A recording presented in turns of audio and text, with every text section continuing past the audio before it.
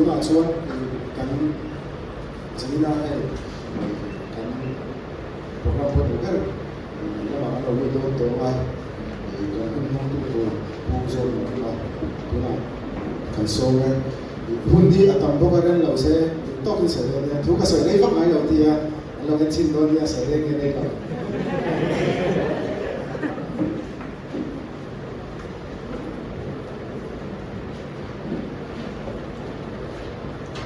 hello Samina DMG fellowship pura lau ka song te dari so islamin so tu ke ka chau ai sing ai咩啊？呢路呢出來啊，那些很多跟他們做專，呢個都唔得，我哋呢個都唔得，我成主力跟到他們呢個做咩啊？做啥的什麼什麼啊，不過啊，呢個都嘛，啊呢個做嘅，嗰啲啊間嘅做呢天，喺度弄條搬來回啦，不停。quýกันบวกรัวกันนี่เฉาตะเด้งไปอ่ะสุดที่ไล่ชวนปีก็ตะวินพังเลยแต่ข้าดูว่าป่าให้กันตีไม่มาข้ามเตียงหุ่นไล่อันรัวกันนี่เฉาตะเด้งไปอ่ะส่วนชวนสิ่งนั้นหุ่นชุดตักกันพังเทตัวละง่ายละนี่บวชเสร็จนะอารมณ์วิกันที่สเตจเต็มโมยอ่ะกินมาหลายครั้งแล้วเสือเราปีบอกว่าcái bộ đà na chuan mi na choi tur kal akala volu ta choi tur lo om chawa ma ni rin trang lem lo du hian kai na ya in base na te sa ai buat sai ne a cha tok lo hian ta sha ta ru me ya vo ho lo ka kai buat sai chat le te ka du hian la chu tian khop chuan min lo dong som thiam a lom mom ka tia với nia hian nia kan thu sai tu hi tu lai ko vel boi pui tu lai ko vel in an soi company zong board room an soi ania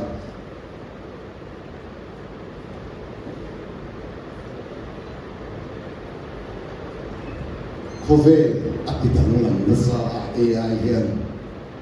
mai ro chu kan ngày tuổi số mà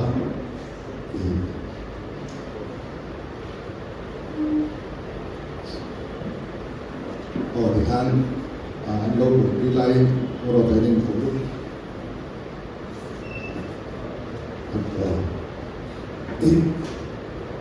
đuôi anh phone thì các tiết tế anh lại học mấy số bằng xuân hay là mà rồi mình xuân ma đủ tế cầm các xuân thì rồi mình xuân ma là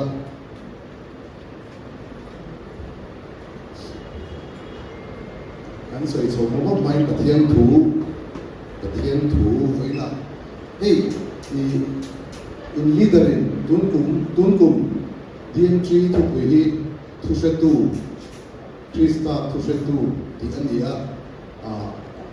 các tu này các buổi quỷ em bảo phải là gì là là lồng cái gì cái thiên thu thiên những lời mai thằng ngu xiên con hiên tất nhiên tiếp được ngay về chân số chân chính cha giống như gì bông sổ bì trang sổ trang rục lệ trang sợi giết khi cần xiên sổ lệ đủ cái là ý xuân anh này là cái mà hi bông lệ thu tập lệ nhìn nó cái gì cái mà cần là cho tu mà ban đêm làm khen lại lâu cái lịch sử liu la các bà bố sẽ tổ tu ở trên là âm mà in sửa âm mà in một tổ bố ở thì là cái thiên thu cần sửa thế khán giả đoàn là một số sẽ là tụi nó cần trang sửa khăn cái nào tao được emphasize sang sửa thì lại khác thì cái sửa liu la các bà bố in tu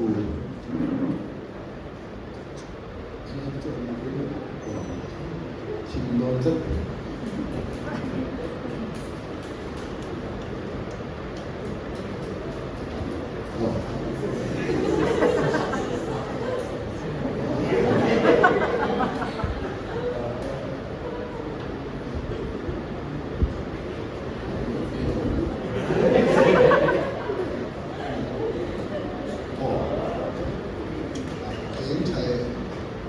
spotlight kan sak trong dengan spotlight apoi lo kan kamu fiar ini om tim mo dengan lang siang lo soi ta kon om de zo ko tim sia ini ko itu kan lo ni kan bu chonga mishing hi khovel om dia khovel a sual a lo lu den ko na sual kan ku ko chon khai thu tak zong hian kan buai ni khovel history zong sma ne dula mission hian kan meaning kan identity kan purpose ki kan zong khovel om dia chang khovel sual a tu a chang ni la khovel sual a tu ma ka sual kan identity kan sian amar khovel sual a tu du khan kan identity ka kan lau ta chu li wang chuan meaning purpose mo le identity kan zong na sai me ma khovel history kan en chuan the civilization functioning the mythology te religion te philosophy te lalna power te mangin chu purpose in life to kan zong chin ni chuan Greek philosopher te la tam tak ten ro thoma chu ho po chuan reason more human reasoning mang te logic te debate mang ten chu thut tak chu am zong chin ni la zanin chu technology me ni lo in sociology philosophy economics zong ta shet zong la khom la tu ni mo chuan atoi zong in lu choila history kan soi thui khovel of the kan soi a rei to tu ka engke kan hun min pen tam em lo ka share trong kam chai ku na thol ati dang ati thona chuan kan soi du chu kum zabi som ro atanga kum zabi som ni century live kha khovel han modernism ar du ta ni chu modernism chuan grand narrative ar narrative ti chu ka soi fi a the me lo wa narrative aron le chu narrative chuan khovel hi changkan na tu in science te economic development te haron propose ta chu chuan khovel hi mazogin ni kan puyam ti ang so khan narrative lian pui kha century live kha khovel kha aron shoot so kan ni am mai ro chu ege ro world war di ni kan chu world war patni kan ne ta holocaust kan ne ta ni atom bomb te mishing kha science in thiam na ape ka chong khan in tha na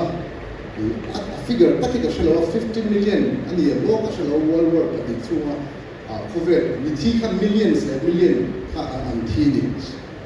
chu mi wang chuan world war kha ron theng ta a philosophy te khatien history zone te an chuan kha grand narrative science te logical thinking khatien zong kum sa believe la khovelin thudi a kan lo ngai kha so question ni ta ni chuan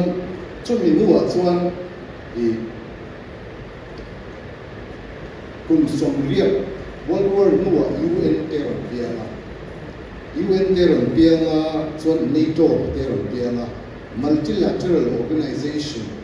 khovel world order ron siam turin aron tin chot ta chung zong aru tak khan US khan up control saka zakwas som li pasari som li pak som nga tan khan khovel financial system US ko control to ni to chang ro na tu na ko real sa te into zone ni nge ni ka shalowa algorithm mo thilin soya in thil soi kha in phone har la mei mo achan in app kan ngai tha chu in app kan microphone lo ma in microphone kan ngai tha chu chu wang chuan in app kan ngai tha in do lo chuan app settings a lu tu la chuan in microphone kan switch off chuan in app khan camera aron access the boga chuan in app khan in photos song te permission aron deal chu ai ngai ko lo select all in dia more in thaltir grant permission khan pe la khatien khan in do lo chuan chu ka han zat ta zo do chu chuan US khan hovel kha som sari chuang kha world order open diplomatic telling akeng ko hovel khan financial stability ko ni ma se ahlok na kha US khan ala lut ta chak leni en dir ni na invading ni petrols dollar oil zuar ni asilo oil hi dollar in amana ni la mo tuna hian oil hi India ra min a le don chuan dollar kan le phata mai ni chuta chuan chumi khovela chu aron hom chhota bipolar world ta omani mo indo tui nu lo khan chu khovela chuan le lama US allies US and allies on homa ale lama chuan Russia le China ta khan ta bipolar polar power ka power pole ka ni omani amma ro chu dun ma ya kan mu chu multipolar world ka ni chu a chan chu US han ron ka chia ka soi thui tu lo ma Trumpian Coven world order ka aron soi ni ta ni engwangin nge UN thei kan ku sa kan pe ka na engwangin nge NATO thei ku sa kan pe ka na till he Coven hi trust system in aramani pero me sa kam takin tu ma karin phe to lawin ti do tin soi achan chumo tu marin lo la motor te hi tu in ring to lo la machine te motor te ngam re lo pero le la man dikha asudon lo se ti she ta ban khamon ta ke ko ta chuan poisa te hi ti mang ti chuan nge kha poisa ka lekin mang le thi don tho ti on she ta ban trust on dani chuan AI kan solution so na AI in aron di pakhat so to trust to aron so ni economics a chuan invisible hand dia kan shape lo khian demand and supply hi lo amaten mo high invisible hand kan economy function dia in tuna te ko invangin nge poisa kha tuna tholon ban thon ko ma invangin kha poisa ban rin acha to sarkarin aron backing aron le kha sarkar ha invangin kan rin trust on top ne ring lo ta hula financial collapse ni poisa hi India poisa hi ring lo ta thutila an chaka kan India hian UPI ring lo ta thutila tam ta chaka chaka tholong ron king la tung na changin ron di bezawa ta thok ve the UPI thok mi le ka do mo ka tiam trust hobe hi trust in AI hobe ya so so ka so ya ka lu so mai ta ka so ya do pa khat so saka za bo som ma ve la world order saka za bo som thum ma ta som ma ve la world order ko so ni ta to world order so in to US and maintain the multilateral organizations tam ta siama mo chuan to hands so in make that's one for en dula tuna hian povela hian economic crisis on thei ani chuan in dona geopolitical geopolitical Ukraine with tuna jo news a polam to lo ni to alama pha thum le ram ne do ni mo chuan povela news lang lo kan chen no ko ka ta ko mani pura ta ko boila lo on re Burma ta ko lo povela news lang to lo ni New Zealand phatur khan chiat na khat tu mai to ko to thiaman almi algorithm la ko kan chu bang chuan khovel hi tu la hian antirna Iran hian US aklab lok si aron ti lok ven tro tu na in ko na hi peaceful outcome ko ma se oven Iran ko ni atang lam ko US azu US kan azu mo pum ngom to ni lo pa chuan multipolar polar to aron ko so ko Russia in Ukraine ka to Indian ma covenant to kan ti to thelo sanctions ten dia an ti to thelo ni mo chu ti lai chuan India lo ma chu ti song zinga chuan covenant hian geopolitics of technology hong ni in phone khe nula in phone apps in man tam per kha American technology ni kan na hi kan so lo na kan na Microsoft ram lo ni ta se ini ambassador to India kan na hian an company le India ram sarkar in lei chin na him siam that improve build trust kan na tem ti le to building trust ni en van nge chu mai mania oi pakhat company software and switch off car khatsun man thok in app pendula India le USA trong cái chelo nó in deploy ban se India rama in sanctions on se Netflix in thelo Google in thelo ChatGPT in thelo Microsoft in mangani chuan a paid version online version mang thelo email Google Gmail in mang chuan email in access thelo inge ti thelo tro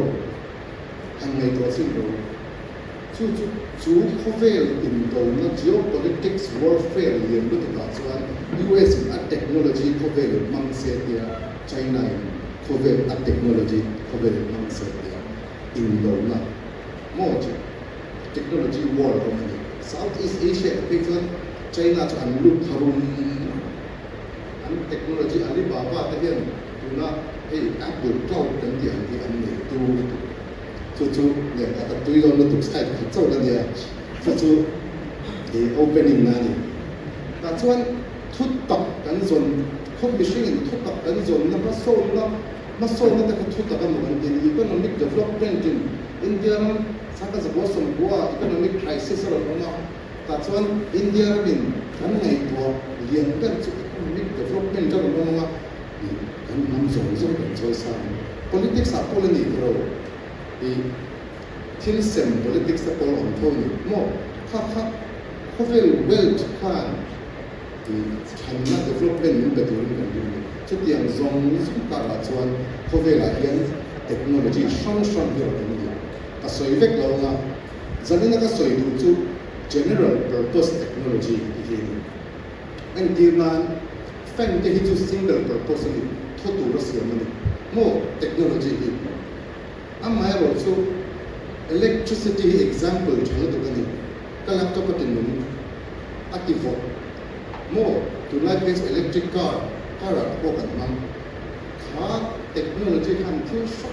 shong ta na man thei na nei general purpose technology ni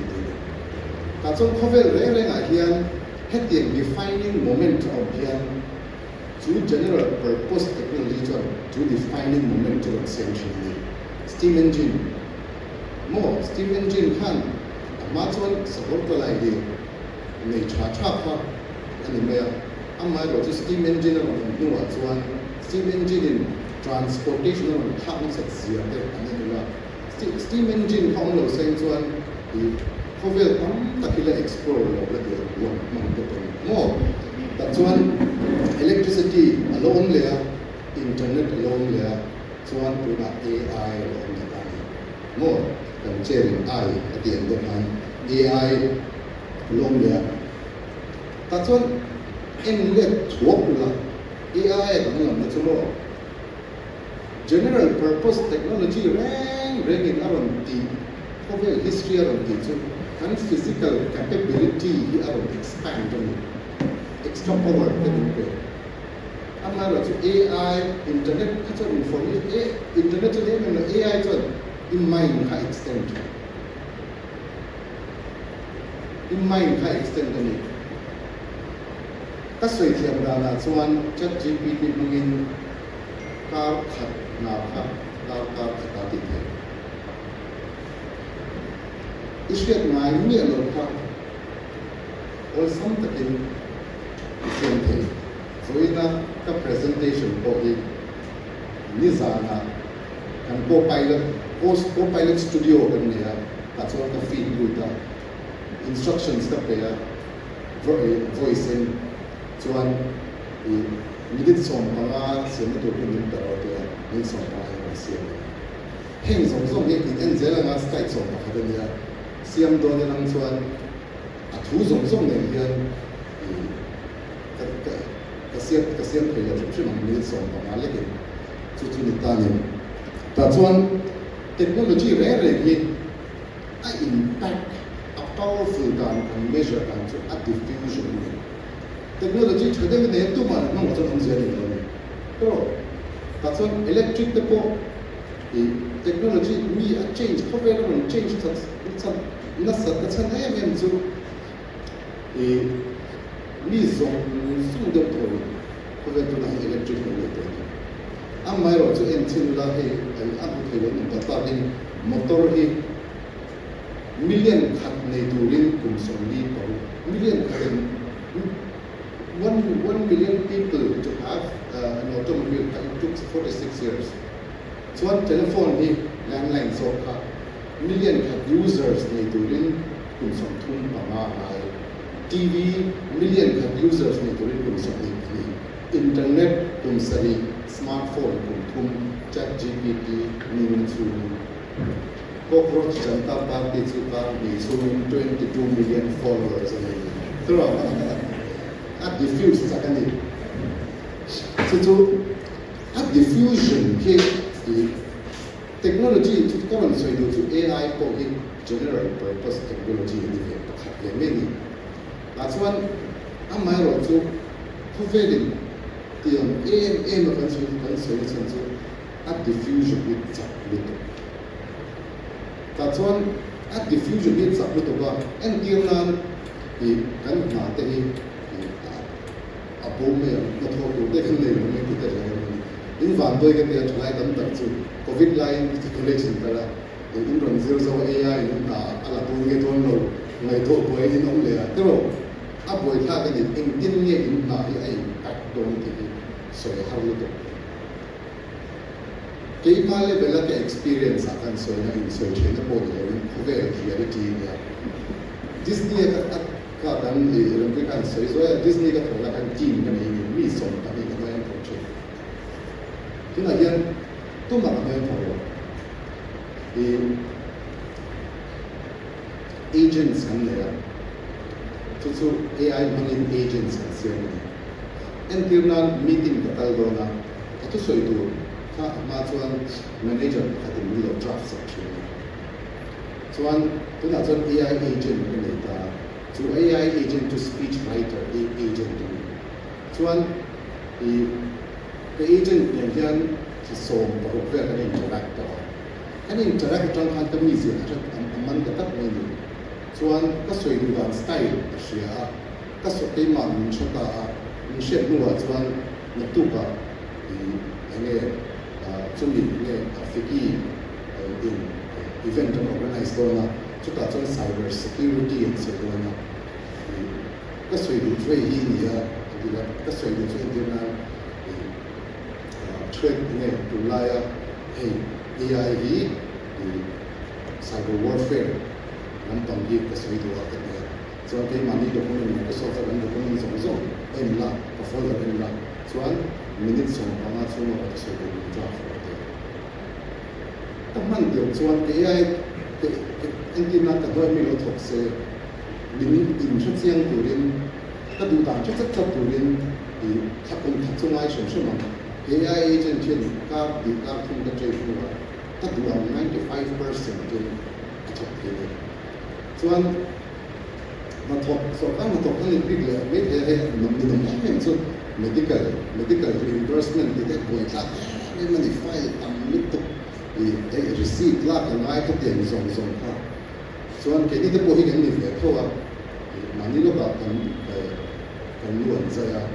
khatiang zong file ta form ha ani ma lu tu ke ma se khatumi tu chuan AI agent to ha chu chuan tha ka lam mu la chuan ka khala ka tang khan aron chat me de khan chu tiang khala chu receipt chu medical report chu ka tu aron dia chuan na submit to la hei ka ti ho ni hei zong zong ka thil ti ni a thai ti ni if okay if yes press okay ne chuan ma chuan khatiang ti kha nin on lut mo ti na he tu na page exam form fill up ko ni no mani do form fill up shun ni no mani ti sual bank ka ta page ka ka ziang tu ji lo te box kan min john dal min ke ma khian te te ka mi ki dikta chon dal min ki lo chaw dia ma se ka por sang zela ka mi mi ta la polytechnic resource school la ramun kanui primary school la hen se ti tu ni ka chuan lan ki ma ti chap ne chuan chumin lo all nga tong hian English medium la kan lu ka job ti hello ka te ta ka lu ka te lai ka lu ko chuan ko vel cham kan je la shin la ko se la boarding a ka lu chawa ta chuan sarni ko ba ka ngai ka chuan ke lan ki ma ti ka tra in du si lo chuan job lan ki ma khian te ti hi ka ta ko chu no ni se form fill up ka mi se slip ta te a ten sia ngai han sia sual pe chen correcting fu tu no te ko pe chen khatiang song ha aron tu fa ta ni chuan ko hen AI agent ka kan wo ta ta ni ali pa ma ka ni chuan ho AI agent ho ka ni zo chu an tin tu ran ti ne te lo manager ka ni ni chu ta chuan digital colleagues ka ni to aum sia chuan kan ma saber ka economist intelligence unit ta analyst ka ni chu analyst ka ti chu ene ka ti library at the alcoma so that policy ka analyze chuan report sia mo so the department of biotech holding policy sia na ta American biotech companies ta le Europe mi ta kan ni ka ni kan chadwa ta chuan chu mi chu research of the quality ta ni chuan các bạn khô mà cho nên nó em chú các sợi cho các primary school các government school là các cái English grammar English lúc cần tiếp trong là sẽ cần nhiều bài cái grammar cái sẽ em mà cho mà trong nên nó nên cho report cần sẽ cần report editor mà editor em nào thì cái này chiếm đâu các tiền dùng các chơi tụi này chơi one single goal chung New York Times amin ka ziak du ki chung New York Times ong ziak chung khat diam ta ho kha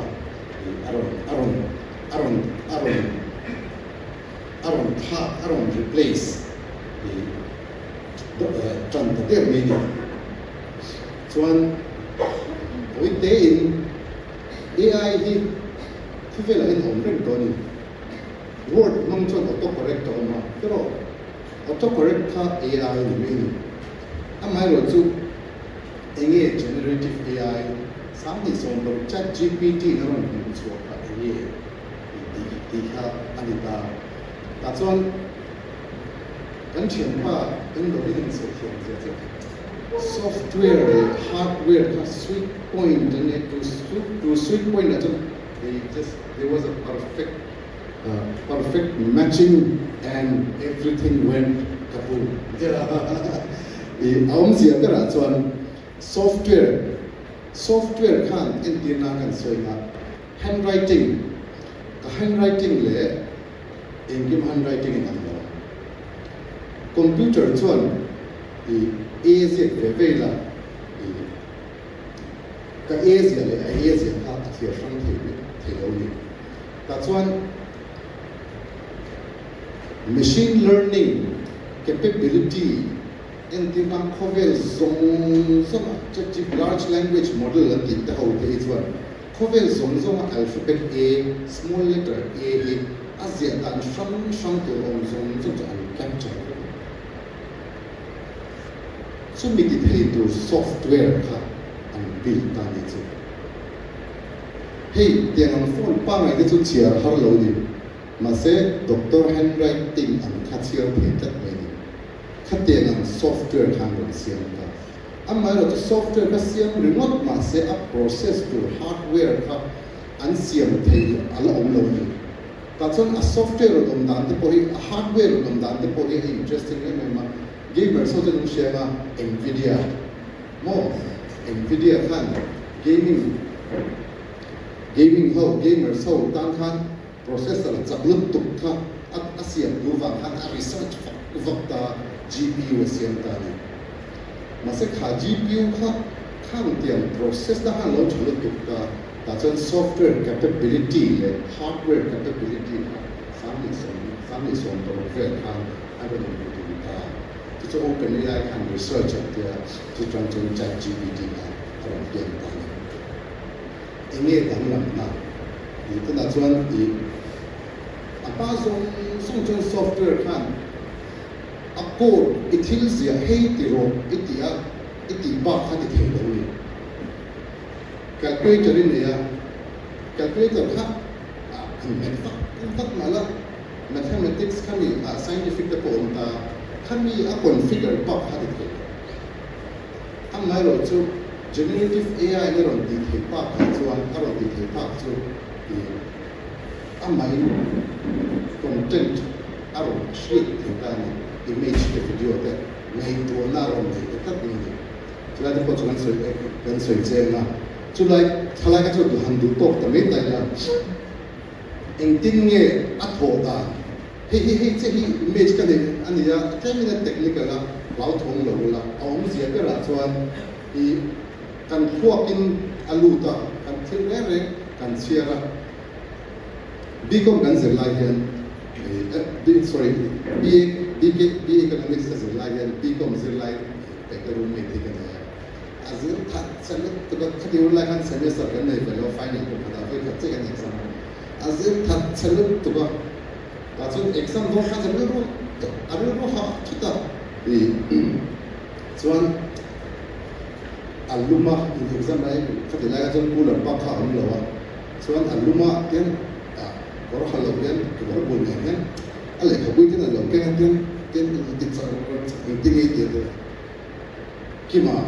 ale kha bui ka thlo ka lo ni ti to ni ti khati da le kan ni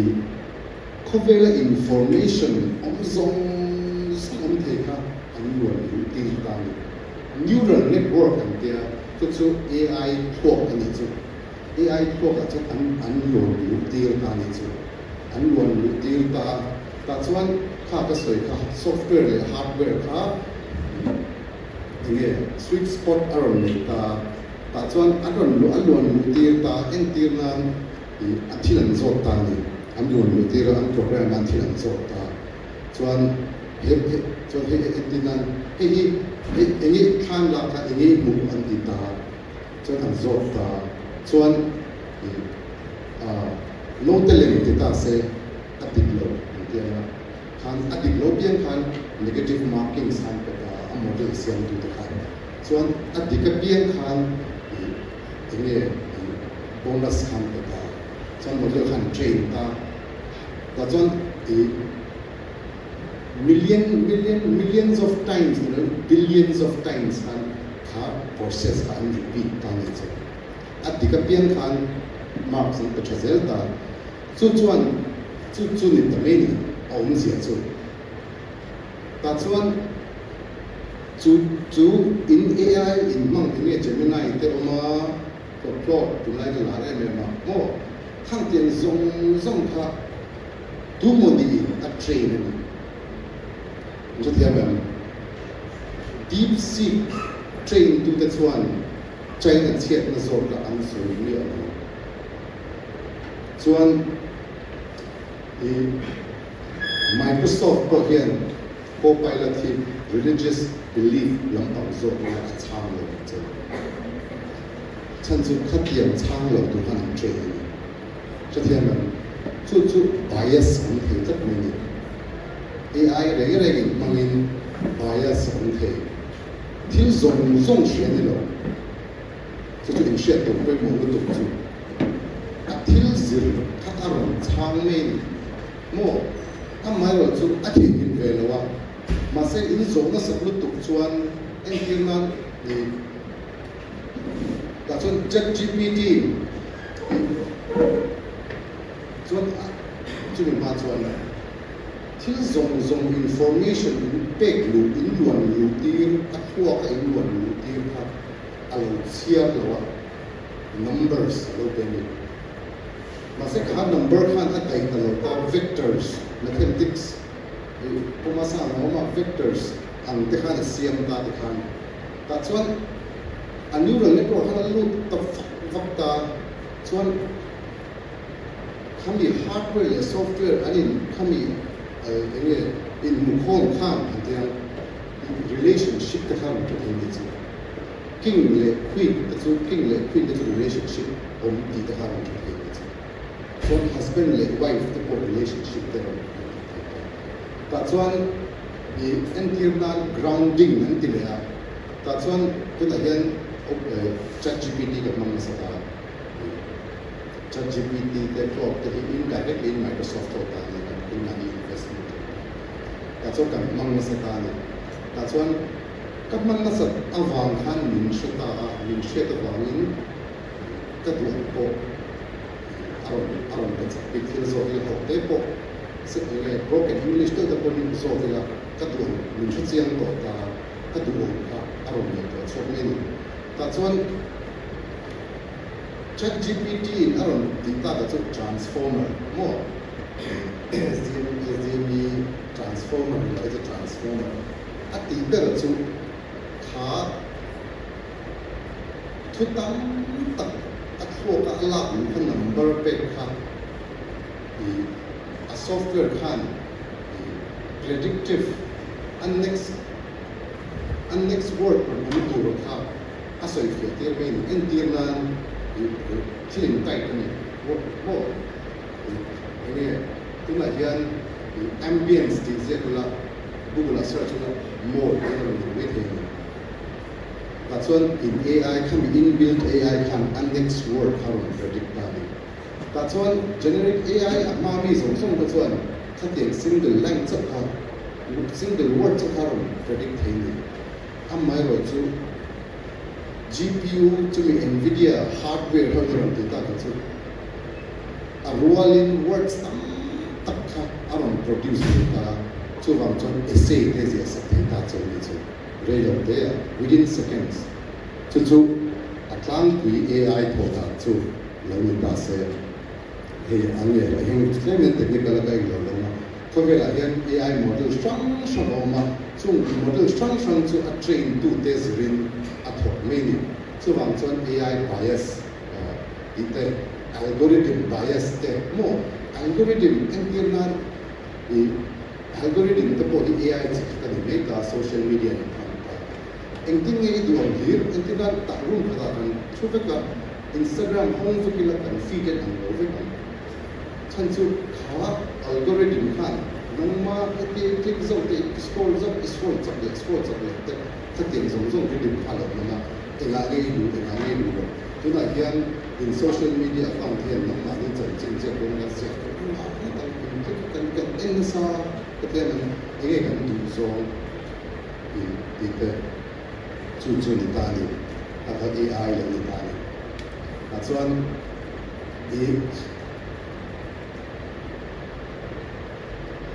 kan AI enge chu AI kan soya generative AI a tho tam thang pui kan soi ta kan na a impact dang chu to ko kan soi len do la a chuan thil pakhat le chu generative AI hian tuna kan pu thei chena hi chuan job replacement ti chu lo ma se it na khan process needing repetitive work with each and kha pok kan ngai repetitive de with each and kha are replace chak do ni van doi kha takin ina chu kha repetitive work chu ani chuan AI no replace kuna hian bank 运作的时候，bank 它，interest 上 robot 本种就是那个咯，因为 if you want to continue in what English press 1, Hindi press 2, 它就 robot 应该种那个咯，robot ang lorong 种 machine 帮来那 respond 到 operator 那那跟 pass 我们的 OIT operator 别把它 bank 去，那些 machine ang 讲这那种。所以印度extendable hub 就是 bank 所有弄这东西，趁住下回来了，我我跟老出动了，就这样拿这种 replace 中的，就个谁做到 analyst 那没 information 拉后没的，看点拿的个，阿龙的个。Chuan tuna hian Indian JNU PhD library access theilang chuan doctorate thesis to the board asia ti thei lo mi ma se an ki digital access vek thei lo bang ti ta ma se khat dem ko thik khan ki thei ta ni chuan pakhat lia chuan music ko velo nun bisa tu AI na tibo lo tu pakhat ka siya sa live sports ni bo and the kong mai AI again cricket tennis football machine competition ni da chu ti ma ba Asia du di chu AI tibo lo tu AI tibo lo tu la pakhat chu mo sarkar office ain la kala then la research ya live fa hen pakhat ti lo chu tang ku ya Sir, which floor is out there? Fourth floor is the fourth floor. Apo ka AI sa dalak, alalak sa kilo ring. Mase natamtak hilon replace on technology in kaharap the tree. The economics are on creative destruction. Washing machine the housewife tamtak ka aron ki redundant ring masiron ti mir aron ki productive job kaya anin su kun dakar di anman chin ka an vom lut pa an kal sena natan ti atan at ki productive job technology amai ro chu motor ro dom to no support lai ni lo nei cha asu do lo nei cha ka chu technology kan ati around replace typing machine to open to the island. Throw the patron Sunday morning that I learned from antique ring. Must say typing kabocho. That's one cut the some travel replace Danny. Let attend to what and look attend to one of mine. Covel technological innovation covel society disrupting factory steam engine on fan mitam takha ina nan thokchina farm an ya chung ba no ho dia dia chi amai ro chu factory on ta factory on no chuan pa te in so san ni le in anvo ene an ro thok nai ta family system kha arun break mo chuan chumi chuan chen khan dan ha lu to ga mo addiction aten an lu mo chuan khatian zong ta kha one side effect ni ta chuan one side effect pakhat le chu steam engine longa te chaka colonization expand steam engine India ram te ko no to railway to makati chu Indian kan ta mong sia British kan kan je mong sia kan ne to ka in farming nge khati em arring to de ti ta hi ka ro ro hen ta to jalian wala ba ta po ka aka kun tu ta ka Indian fe ko India British ka ba asan ka ko khati de ngai to de ro ro to question ro sia chu tian ko chan AI ko athat na tam ta ka mani real productive to India ma chan lui kan ta tam lu to ma se China Japan ada chuan taran tam to chung tiền là chung AI cái lòng tí thì cái chung lòng tí sủng sủng sen mua mình in hết là China China là India China mi import labor import ai chung AI cái gì chung AI kan cái dọc sen chung tiền là mà chung Greek Spain cái không biết tao ổn tầm nó mà kan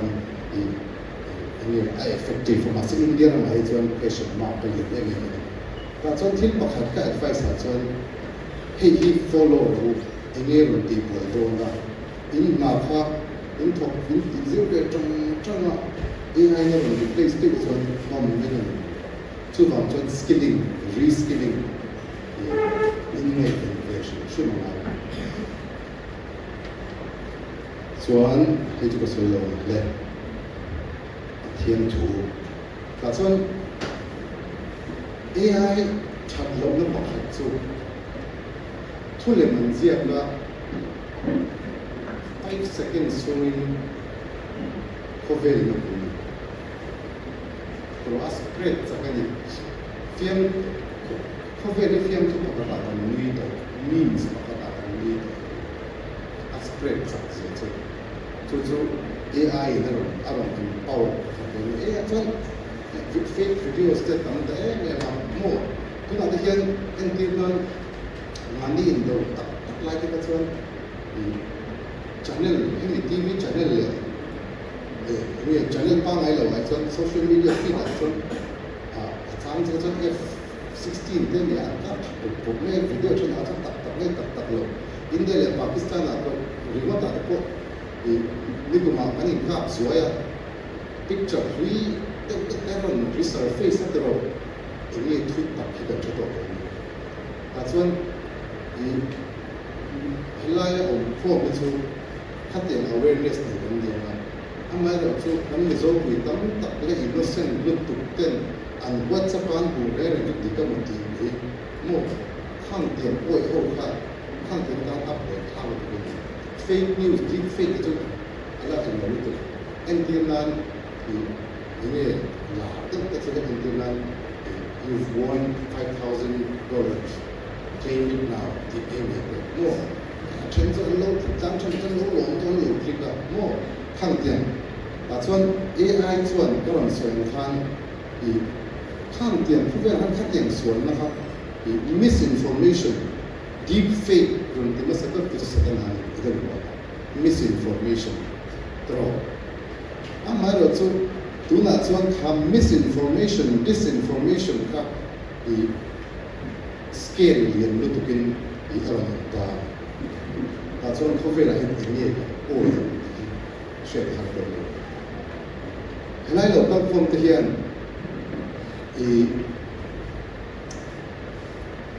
in dam lo in mo so na in dei mo har sat na nei tu me Google chi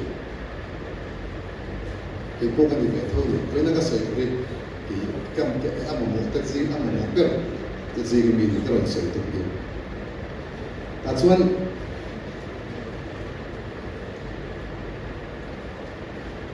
khovela hian thu dik khi share har to ni tu chu thu dik kan zon na thu dik lo tam tak ji na chuan lali suwa hi thu tak lali suwa hi thu tak ani hi ga sai wa kan Bible chang thana khan ke mai kong le kong mo thu tak ni na ka ti ni ke ma ka lo tu ma pa ni na theng nai lo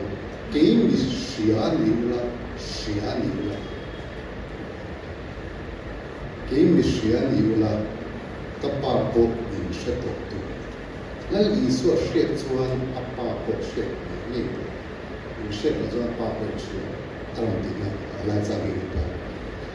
ta chuan hilai ka man soi emphasize tu chu la li so khan thu tak ka shia ti lo Muslim ho chuan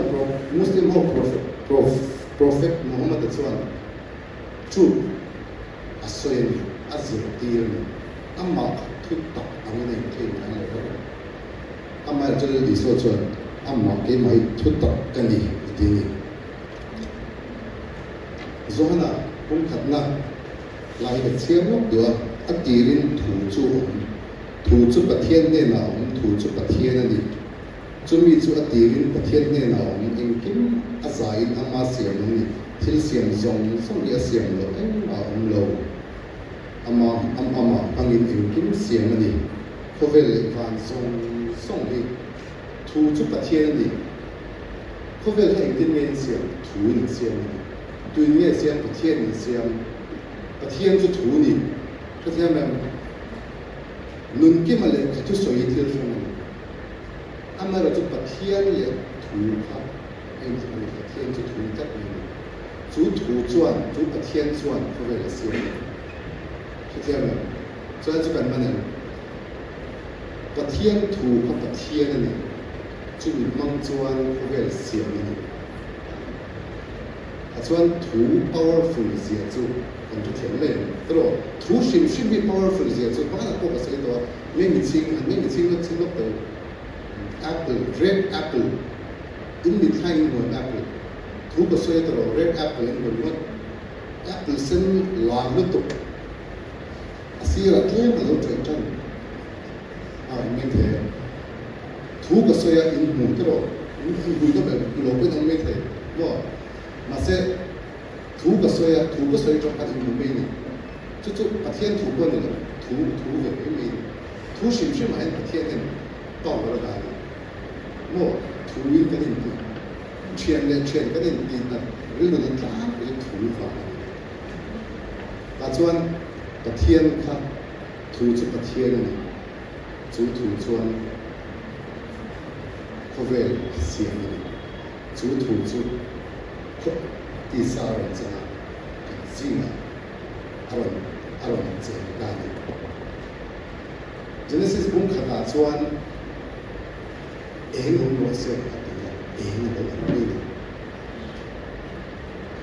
轻松把打穿，一直变人物完整plan的等这个东西嘛，哎你，阿们很多人都话中了这变话，啊土哈 powerful 的这些土的。achievement a soiwar amo atak takani khalo ma se aloni ta podi the a shitsian ka ti a hin song la ko mo pathian thu a ro pi se ka ta chuan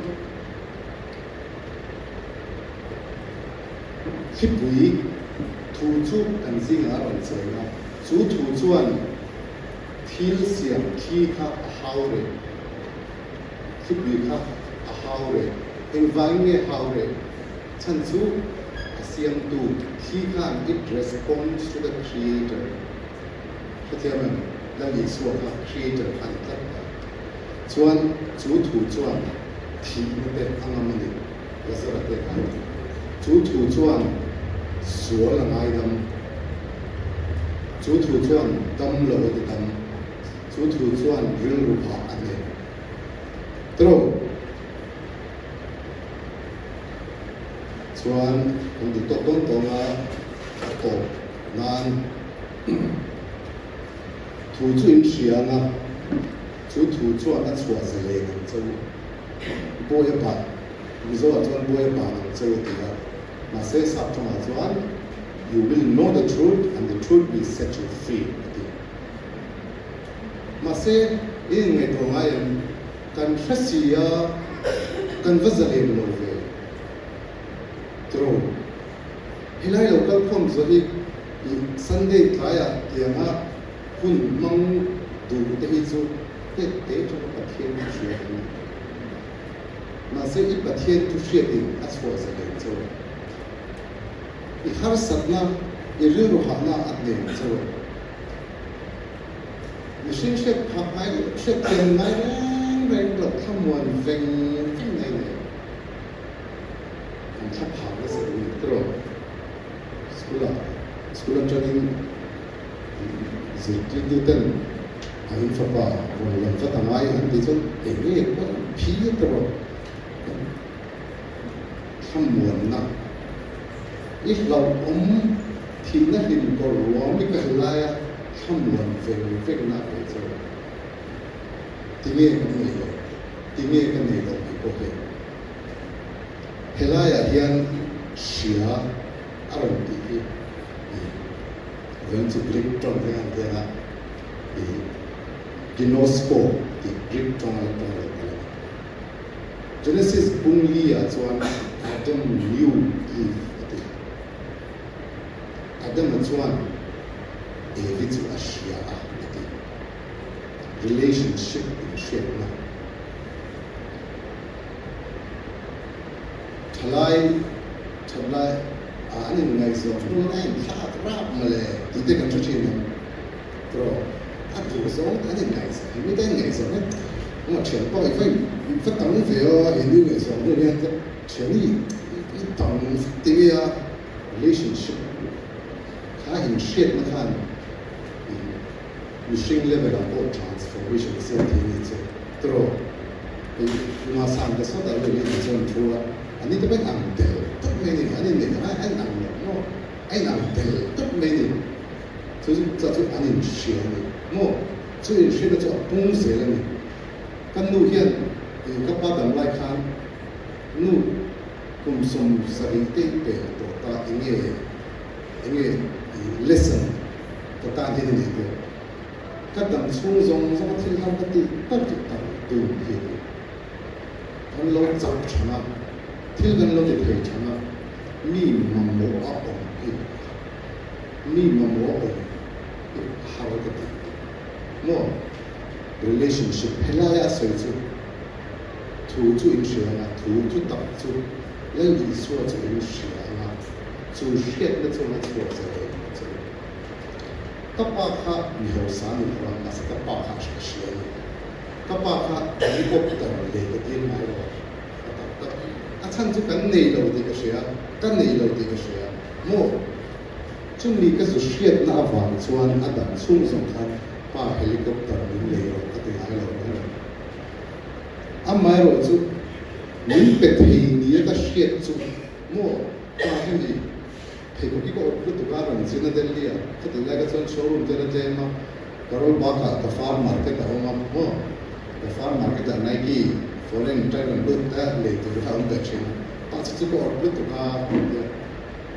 mình lấy thì cái xe này cũng khó khăn chuan, chú phản chuan, cái bác cái xe nặng trong thang, cái bác cái gì đó các bạn cái chuyện nó trong hiện cái mà sudden transformation là gradual transformation Poland cái mi chân đầm mê tê cho nên là thì phong kín hắn biển thật hết anh phong kín hoa lệ it's a gradual process mà sẽ cái tỷ chín tới cái tỷ chín tới cái tỷ tàu cái tỷ mai là cái tỷ cái mai ta trop đã chứ gradual transformation. Kung saan ni kuma DMG fellowship ba pian thang. Kada chuna ka journey ke Indian tuna heti ka din ne ko picture mai lo chu. Khati hun lai khati te ka ni mu ka in sa ka ma gradual transformation. Ta chung ka life fa hian ka nu le ka pa ka shiat na fa hian cái mà hiện transformation của tất cả người quý cái cùng sống cái lý do là cái này cái tiếp là nụ bảo cô hiện các cái trong các transformation trong là thu tập chú ý là chú thu tập chú ý chú ý chú thu chú ý xuân này chú thu chú bát thiên này chú thu chuan cái này thì mình thi cải thôi khi quỳ hao rồi, sual ngay đâm lâu thì đâm, niril runa te ate, chăn đâm nó thì khi muzo word hiện, cái Christian mà hắn đã ở đây ở đây cái gì, mà sẽ chăn đâm nó thì khi mỗi cái đó salvation, chăn đâm ngay, anh phá những nghe chăn đâm ngay, rau cũng làm nó tụ, rồi chăn nó tụ với đi ở hiện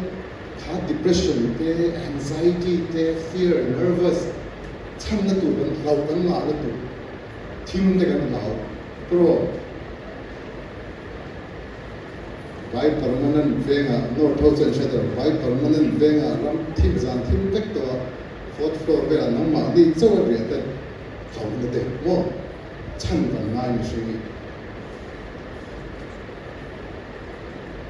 ta ta po a ta ta sui de lo me la sui ka sui de chan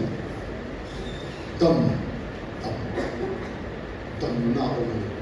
chu salvation a chuan ril ru dam na tak sa dam na au dam na din re au chu tak chu in shia ma chu thu chu lal i suwa kan shiat chian po le chu shiat ni chuan din chuwa zale a chuwa zale thei engwangin ne ka dam lovin ka bana scratch lo ma lo fu ma ka ti ma sa ka chu tha ka la chat gpt ka so tro dam lo na lo dia kan pan ma sak ka chu doctor ten ni chu ka doctor chu ro zam ni ke le kim kan so ka tel he ne lo thai ta chuan ro zam in dam do ne kan ne lal in suwa ta na kal vari hospital ta na ha sia idam ko chu wang chuan vo India hian transformation AI chuan information a pe che pro chu information chuan artificial intelligence a pe che wisdom a pe che amai ro chu thu tak chuan transformation ang ma sian che ke ma kan thian de tam tak ka po transformation tam lu tu to ni chu wang chuan uma sa chu ta po ka asoi ka zo muwa ron na chu kho ve la thil lem tam na lu ka hian thu tak che tu chon thu tak ka khon che ra ai ka thiam bank ka thok ta hian asoi ka she ring chu bank ka thok ta hian pui salem che tu rin pui sa tak an khoi ka sa pui sa tak khan she po le alum khan she me chu wang chuan AI te hian tam taka chuan conversational tan mang sa don ni ke po mang na sa eng king ka zo ta ni mo eng king ka zo ta ti ban le eng king ka zo en zo ya rei to rei ni ti ka khat ka she chu wang chuan mi ni an no mi ni chu chi mi sa ra ba chu tak chu ni shi ya ma chu tak chu na so sa ni zo pa chuan thiên thế là hắn là thăm giống nữa hắn là sáng tác sống đi và cũng sống đi và cái là bên in cả lâu xia xe tôi chắc các mình đến các mình đều sẽ đi avatar là cho những cái gì là ICU rồi job của hắn là thiên là ICU với India hiện chủ thuyết tập niềm chuan relationship vấn đề này bên cái chuyện nó khác logos remote page knowledge remote page shape na khan wisdom again transformation na khan amma ra chu relationship a in shape na chu ai ma ni transformation symbol chu ha chuan ovela wala tam tel don i Christian tan chuan boina lo tam tel hi thiên thu soi dik sia thiên thu kan thu bible dik sia telam tu chu wang chuan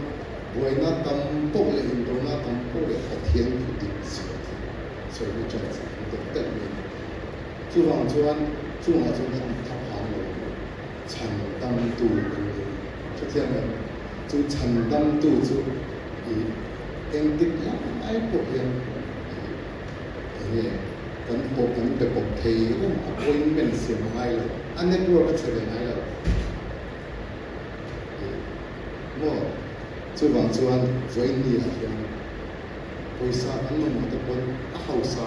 chen ni hausa ro mo poisa kan mo te pathian in blessing se ni te hausa na ni unau asari kan nia tapi pakat chuan do kan lai ni do ka chela 和主管给上一所看的儿子，跟路线跟个冲绳这边跟阿讲大家阿当波音个这个那个，所以阿所以确政治，个你讲我本来跟个的为啥看啊，所以为啥呢？个中在不等于中文没好啥了，对面的。天下学呢，去打的学呢，就往专维尼亚天给玛利亚 transformation， 去打卡，民族as a land 都专去打维那个 relationship， shape 那他们那个天都跟水的安家的民族是不是？